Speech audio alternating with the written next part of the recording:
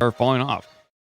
For everyone, I have a bit of a darker story, a little bit of a more scary story about human mutilations by extraterrestrials. We've heard about cattle mutilations. We actually did a story not too long ago about cattle mutilations and a more recent event that happened, I believe, up in Oregon. Do you remember that one, Joe? Oh, yeah. Where it was like, basically, it was like a inflated, pool toy or something. It was crazy. We looked at the pictures on that one. That one was nuts. Yeah. And they actually, they did some pretty interesting reporting. We played some of that. You can go back and listen. We actually hit on that story before it even kind of spread around the web and around the internet. So we got it out there. There's a pretty good podcast on that. We played some audio. Cattle mutilations are just a fact of life at this point. They've been documented. They haven't really come down on any sort of conclusion as to why or how. But this goes into a bit of a darker area of human mutilation. So I'm going to read some of this article. I'm going to peer. I'm going to glance. I'm going to do my best to give you this story. What say you, Joe? You ready? What are you, chicken? No, let's do it. All right. In the world of ufology, few topics are more bone-chilling than cattle mutilations. Hundreds of bovine have been discovered dead under bizarre and unusual circumstances throughout the decades. Spontaneous surgeries are performed with meticulous skill. Organs are selectively extracted with laser-like precision.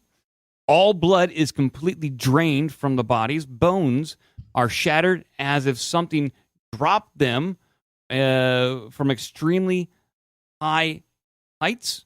We've seen that a lot of times. That's also a common phenomenon with missing 411 victims, that they seem as though they've been dropped on their heads. A perfectly formed circle surrounds the remains, and abnormally high levels of radiation are present in these cattle mutilations. Unfortunately, it appears that other mammals are not immune to this sickening fate. Much like our cow counterparts, humans have caught the eye of whatever sinister forces is responsible for such horrifying carnage. Numerous accounts have been studied and repeatedly show a sinister agenda at work. So there could be a missing 411 connection. I'm not saying that there is, but there certainly could be, especially if you have animals that are about 1,000, 2,000 pounds that can be plucked and then sent back to Earth, dropped from great height, where they either die and organs removed in a very quick fashion, where they're no one's really seen this. At least if it has been witnessed, I don't know too many stories like that. So this first case of human mutilation happened in that I'm going to read, happened in 1988. So in 1988, one of the phenomenon's most appalling cases occurred in southern Brazil. It is an utterly grotesque scene that unfolded after a man's ravaged body had surfaced. Although deceased for several days, vultures and insects completely avoided the corpse. There was not any post-mortem odor, which is usually present upon decay. In fact, the cadaver did not show any signs of decomposition whatsoever. Several perfectly symmetrical holes had been carved from the flesh. His eyes, ears, lips, and tongues were all taken out with astonishing expertise. Each smooth cut appeared cauterized, and investigators did not observe any rough or jagged edges. Whatever happened to this unfortunate abductee was a systematic execution conducted with morbid brutality. Even a seasoned examination coroner could barely stomach the abnormal sight. In their detailed report that states, the lips and face had been cut away. Their eyes, ears, and tongues had been removed. Neat round holes, 1 to 1.5 inches in diameter, had been made on the shoulders, arms, head, stomach, anus. Tissue and muscle had been extracted. The holes had not been made through which extensive digestive organs had been extracted. Let me read that again. The holes had not been made through which extensive digestive organs had been extracted. The scrotum, but not the penis, had been removed. and all the pubic hair That was not me. and all the pubic hair had disappeared. The rectum had been cored out. Despite these devastating mutilations, there was no signs that the victim had been bound in any way. No signs that the victim had struggled. Now, it's terrifying. This sounds exactly kind of like what you've seen and heard about with cattle mutilations. This very straightforward approach of a dissection of a creature with no struggle at all. Terrifying. This person was just plucked up, mutilated, and then laid back down. But then you had no signs of decomposition. The creatures were not feeding on its body or his body at all. It's crazy. And so one more terrifying account of this. And this was an account from White Sands Missile Test Range. During the 1950s, a similar shocking occurrence took place at the White Sands Missile Testing Range in New Mexico. Sergeant Jonathan Lovett and Major William Cunningham embarked on a mission to gather fallen debris from a recent test launch. Both military personnel ventured into a desolate desert searching for projectile wreckage. While coming through the barren tundra, Lovett traveled behind a nearby sand dune. Suddenly, Cunningham heard his coworker scream in horror. Thinking his friend might be gravely injured, he ran towards the disturbing sound. On the other side of the ridge, on the other side of the ridge was an unfathomable sight which would change his life forever. A large metallic UFO hovered 20 feet ahead with a long snake-like apparatus dangling towards the ground. Ooh, that's a good one. Cunningham realized this device had wrapped itself around his partner's leg in an attempt to drag him into the ominous craft. Regardless of wanting to rescue Lovett, he realized his body would not move. In a state of paralysis, Cunningham witnessed his accomplice get pulled into the saucer. Once aboard, the object disappeared at an astonishing speed. After the disc vanished, his mobility instantly became restored, and a trembling officer immediately radioed for help. In a panic state, he explained the situation, and missile control radar located the unidentified air vehicle ascending rapidly. Armed forces quickly arrived at the location and formed a massive search party. They extensively scoured the area for 3 days, yet no trace of Lovett could be discovered. Officials soon pointed fingers at the last person to witness the missing man alive. They suspected Cunningham fabricated the preposterous story to cover foul play and promptly detained him. 72 hours into pursuing the vanished soldier, the sergeant's lifeless body surfaced only 10 miles from where he had last been seen. Resilient troopers who previously witnessed unimaginable atrocities could not fathom the gruesome state of their fallen comrade. Former Green Beret Bill English managed to view a report called Project Grudge, Project Blue Book, which detailed various frightening injuries. An incision in the lower jaw, cut from lower's chin to his larynx. Specific innards were expertly removed, including the tongue, anus, and genitals, much the same as what we read before. Jesus. Something plucked out both eyes while leaving the surrounding tissue perfectly intact. Despite lacking signs of vascular collapse, not a single drop of blood remained. 2 days of intense heat engulfed the departed, yet no signs of decay showed on the perfectly preserved remains. There we go. 2 reports, Joe, of human mutilations, one of which a witness claims that they saw a disc with a tentacle, a metallic tentacle, scooping up their comrade. Yeah, that's the doozy, man. That's a real day wrecker there. It's a hell of a day wrecker. And furthermore, the guy that got accused of kidnapping and mutilating his partner. I mean, my God. I mean, that's just part of the day wrecking thing. Oh, his day was wrecked. Yes. I mean, a couple days ago. Everybody's day was kind of wrecked, it sounds like, is what I'm saying. It's just like, these people had never seen anything like it. They accused this guy. Like, I mean, how does one even do it? So, author and famed explorer Arthur C. Clarke once said, 2 possibilities exist. Either we are alone in the universe or we are not. Both are equally terrifying. Yes, he did say that. I think that at this point, with stories like that and with the cattle mutilations that are going on, something obviously is afoot. I think that there is a mix of government-sponsored programs like this, and then interdimensional or extraterrestrial operations that are going on. Like the whole missing 411 stuff is where, people just wind up going missing in the national forest, and it seems like they just get plucked out of thin air. Some people return, sometimes their remains are found, and sometimes the people are never found or heard from again. It's tough to know if this is one and the same when it comes to the cattle mutilation, human mutilations, and missing 411. I think it's tough to know when to form a search party versus when to form a sausage party. That's for damn sure. Yeah, it's tough. When you get a bunch of guys together, what do? You go to work?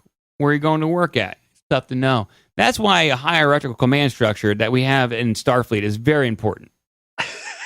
All he ever wants to do are sausage parties. We're trying to find this guy. We're not helping anybody out here. We're just walking around with our pants down. We're not getting any work done. Yes, this is all very interesting. It is, isn't it? You find anything over there? No! Oh, he's too busy. He's too busy behind the tree with his pal. Perhaps there is something wrong with you.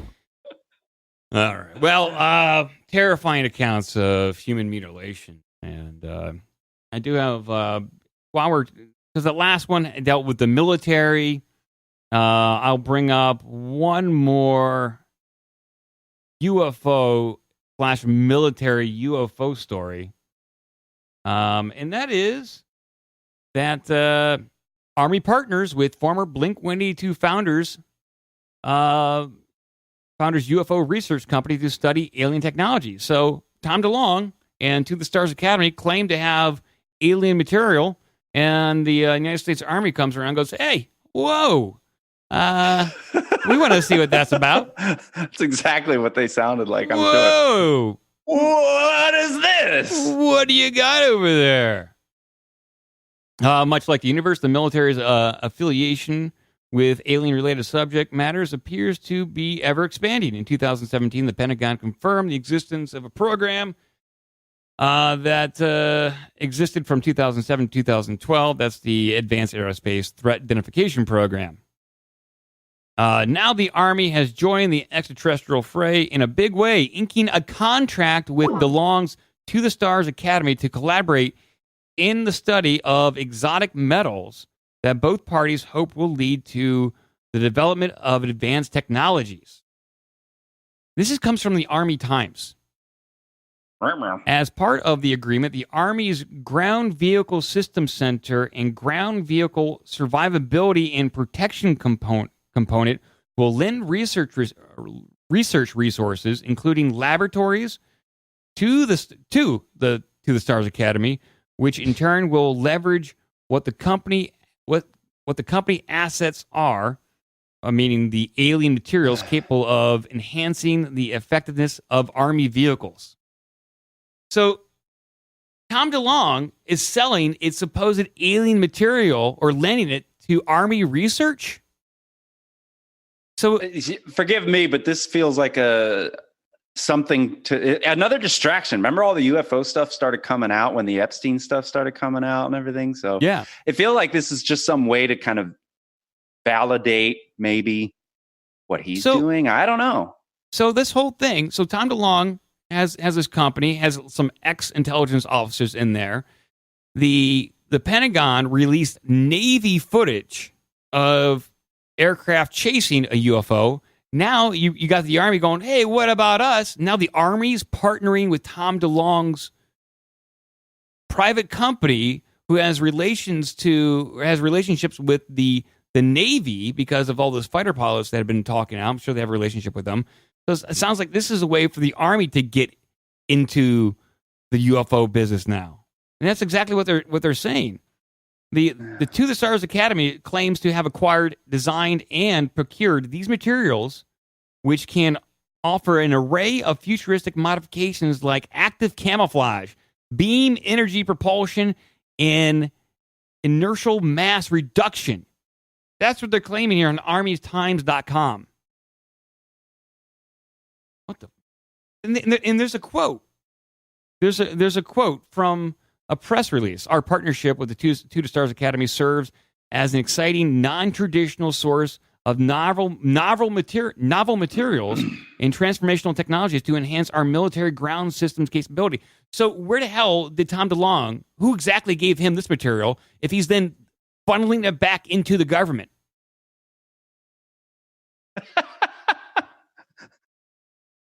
I need to know. Yeah, like, so he got this material from somebody, probably with Pentagon connections, in turn funneling it back into the government. Why didn't the Pentagon just hand it off to one of their partners in the Army? Like, I'm curious. What do you really think is going on here? Because obviously, there's some shenanigans. Is my opinion. There's got to be some shenanigans. My overall thing is that this operation, this whole disclosure, was supposed to roll out underneath Clinton.